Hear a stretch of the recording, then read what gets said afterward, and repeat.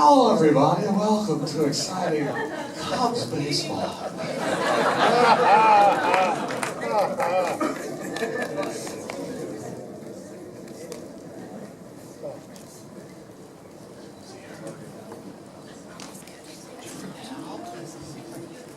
We'll go ahead and open things up to questions, I guess. So, ready to start? Any questions? Well, and I also want to make sure to recognize Patrick Sheehan, our director of photography.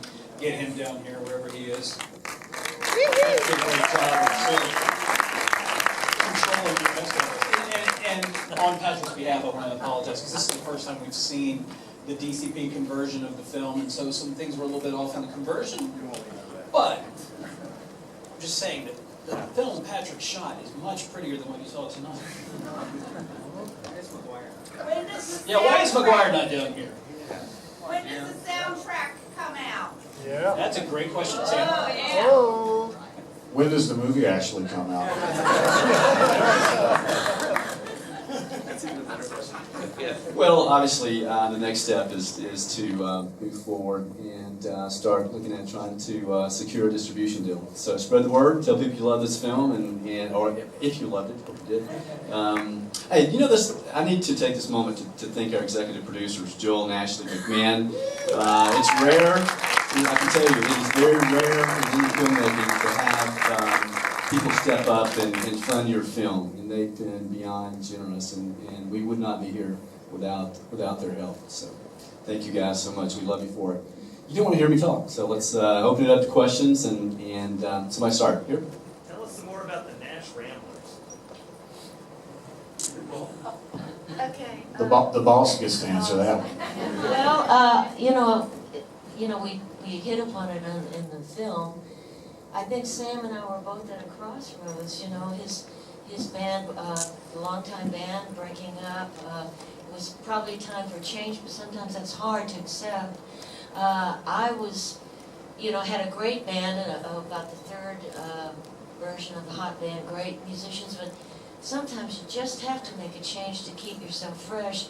And it was our dear friend John Starling, who, if you don't know who John Starling is, he was the lead singer in another great bluegrass band, Seldom Seen, that had John Duffy and Mike Aldridge and fantastic musicians. He was a great friend and supporter of me and Sam, a lot of musicians. He was also an ear, eye, nose, and throat surgeon. He had a day job. And so, when I was talking to him, it's very hard for me to take a break.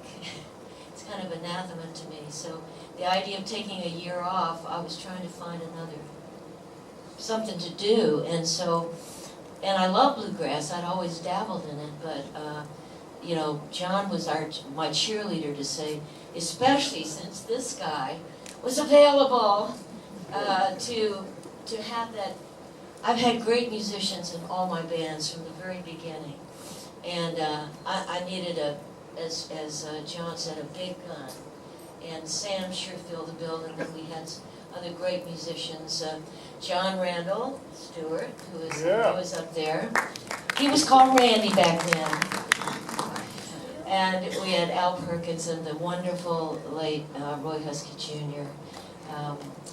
And Larry Atamanyuk. Anyway, I don't know what you want to know about it, but we just went out, played a lot of my old material with bluegrass instruments, and it was fantastic. I don't know what I expected, but the old songs suddenly became new and fresh with the different sounds. Every musician brings something different to their particular instrument, their particular voice, whether it's their actual physical voice or the voice of their instrument. And so it was a wonderful time for me to regroup, refresh myself as a singer, and have a hell of a lot of fun. And on my part, it was like 5 years of summer camp. Yeah.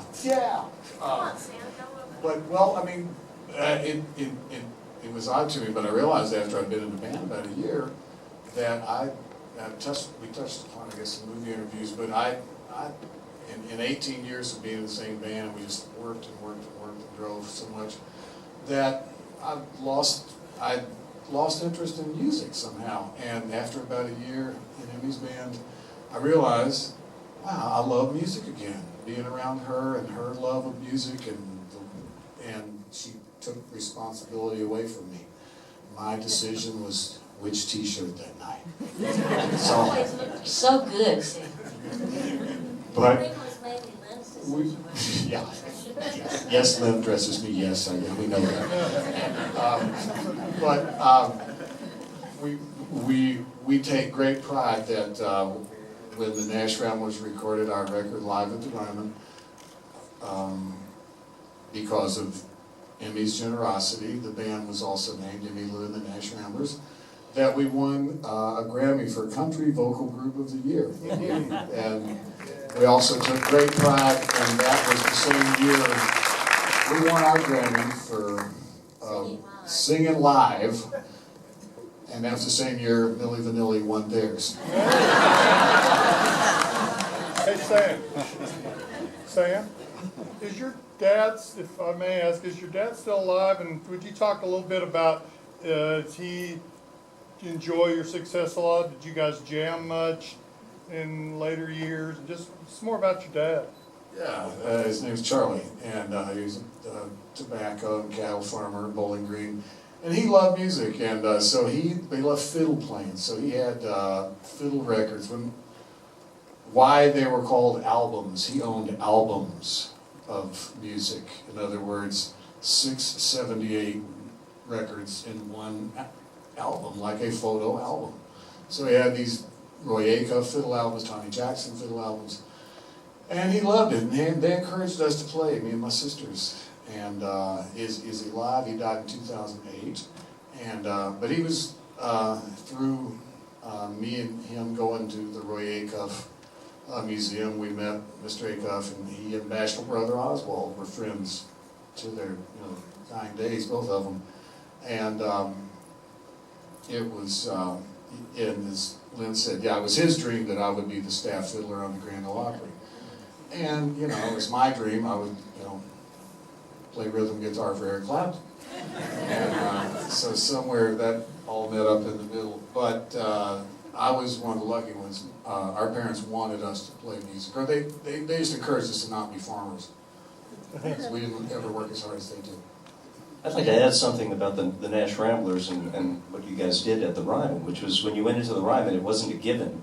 The Ryman was basically condemned almost at that point. It could have been more down. I think there was some talk about where the Bat Building, as we call it, was going to be in that spot.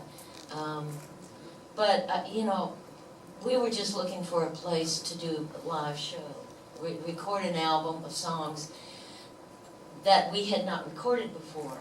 I like doing that because the first time you play a song for an audience, it might not be perfect, but it's the first time. You just can't ever reproduce that. So we worked up a bunch of songs that we loved, probably at my house and also at Alan Reynolds' studio, the wonderful Alan Reynolds, and also Richard Bennett was co-producer in that. And then for the first time they were ever played, we were rolling tape, but we could only have two. We got special permission to go in there because they weren't doing shows in there. They felt it was unsafe, especially the gallery up there. And so we were allowed to invite 200 people a night. It's just special. It was free because we didn't know what we were going to come up with. We wanted people to have low expectations. And so we recorded for 3 nights, and then the album came out.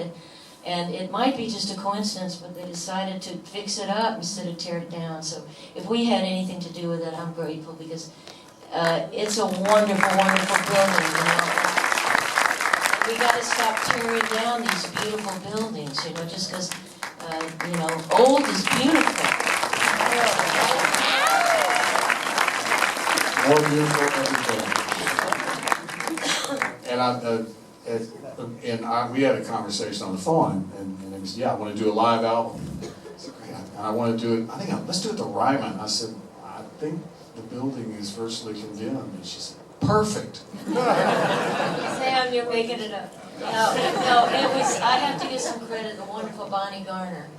I had no idea that we actually had a chance of going into the Ryman. And she's the one who suggested it and kind of pushed it through. And so grateful for that, because it's just an extraordinary experience as a musician to stand on the stage. It really is. I think. Oh, and there was one fun moment that Emmy saw where it was 3 days, 2 days we taped, and so it was taped for videotape for, I guess was it Nashville Network perhaps ran it, or for, videos. So we wore the same thing every night, because you're gonna have 3 days. So it was this was like showbiz. We'd get through and you take off your stage suit, give it to somebody, and they take it to the dry cleaners, and the next day there it hangs, and it's beautiful. And our friend Rick Kay was fixing our hair, and mine was long. And Bill Monroe was there. Yes, he was our one guest. Your guest to dance with you, because he had been a dancer in his younger years, and a good one. So I played Scotland on the fiddle, his tune, and he and Emmy would dance. But Rickey was fixing my hair, and he came back, and he's looking. Shoo, I've got some scissors if you need them.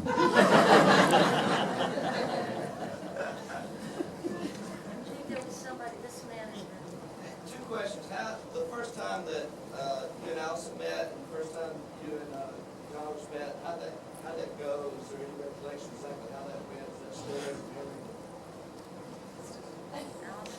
And who was the other person? John. Yeah, how'd we do that, Allison? Well, I remember seeing you, but I remember, I think we met where I said hello or something in Louisville, Kentucky, at the Bluegrass Kentucky Fried Chicken Festival. We were all, I said it, so that's the right name, everybody's laughing at me. We've said it so much now, it doesn't seem funny. But, we were all in the same area, and so I got to say hello there. That was 1985. And also the KFC Bluegrass. It was a great situation, because we were actually playing a festival that was right downtown Louisville, what they call the Belvedere, and we were at a festival where there was no mud. It was great. And but they also, Kentucky Fried Chicken was great about paying the bands and sponsoring a band contest every year. And so as the winner of the band contest would get to come to Nashville and record 2 songs on a 45 and get so many free copies, and all the chicken you can have. And, I want your chicken. But so I got the job as the producer of the band winners for about 3 or 4 years. I did it, and by far, the most talented band that I met was called Union Station, later to be called Alison Krauss and Union Station. Mr. Oates? By now you're probably thinking, holy shit, why am I here? Well, the first album that I made in Nashville, I had the audacity to hire Sam Bush, Jerry Douglas, and Bela Fleck to play a song with me. So they came into the studio and they were incredible. And as the session went on, I just began to, I was just blown away by what they were doing together. And at the end of the session, Sam came up to me and said, hey man, why don't we do a bluegrass version of Man Eater? And I knew I had found a kindred spirit at that point. So that's how it all started, and it's been a pleasure and a real joy for me to be able to play with all these guys. Actually. Well, we can turn this into a Sam Bush roast and just pass the microphone back to Bela. I would like to sing a little bit about duck butter and the whole Bowling Green scene and some of your side projects over the years. There you go, busted. Yeah, and if it was good taste, they left that out. DVD extras. Well, you did a lot of interesting musical side projects. Well, it's a challenging thing, because when you look at a career like Sam's, if you stand at the beginning point and imagine this cloud of stars around you, that's Sam's career. And so we pick the star that's going to be the ending point, and then we pick a few that are going to be key plot points, and we've just got to find the most efficient way to get from star to star. And So, you know, if if Strength in Numbers, for example, or some of these other bands, you guys didn't mention it. That's the funny thing. Not one of you guys mentioned Strength in Numbers, and so, you know, it's just one of those things where it's a little bit off to the side of where we're going. Film is very limiting. You know, you've got a very narrow path that you have to walk to carry the audience along in your narrative, and if you venture too far off, you're going to lose them. So, so much stuff that this guy's done. Thank you. Anybody else?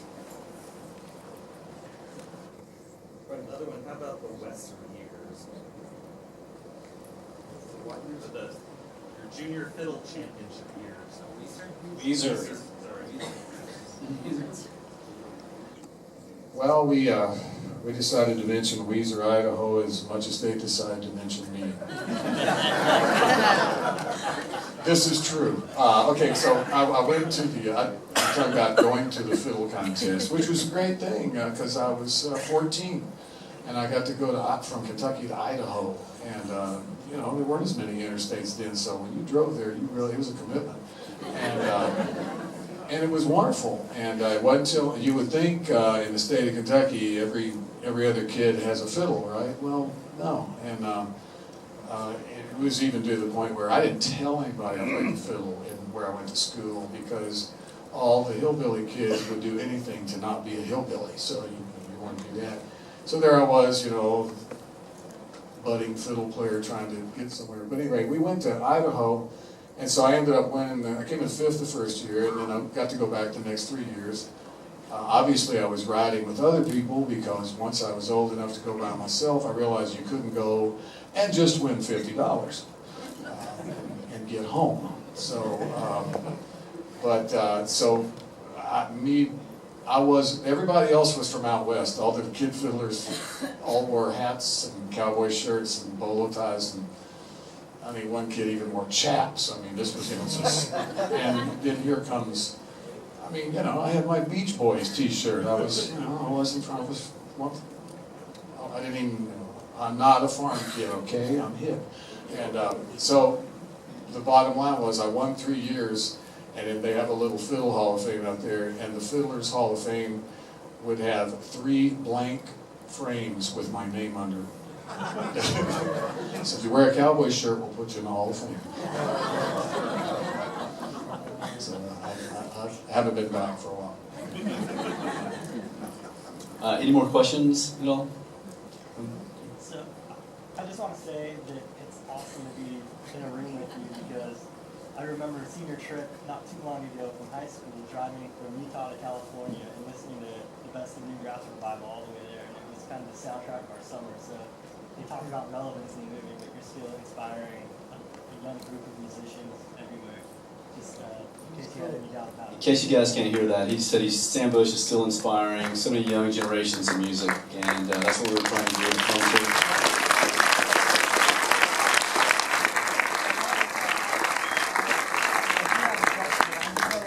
Okay, last chance. Is there anything you haven't done that you're looking forward to do or that you'd like to do? They didn't really mention that in the movie. The question is there anything I haven't done that I'd like to do? Well, musically. I think I'm too old to play shortstop for the Cardinals. That's out. That's way out. That's way out. You know, I might, future man, thank you. I might throw my hat again one more time in the ring, my hat in the ring for president. We do need another Bush, this Bush. Well, the last election, I tried to go more conservative with my running mate, who was Senator Arlen Specter. We thought it would be really great if your bumper sticker read Bush Inspector. But after talking to Future Man, he has convinced me he should be my next running mate, that we may need the alien vote.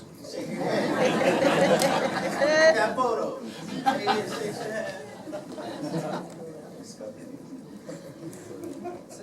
All right, ladies.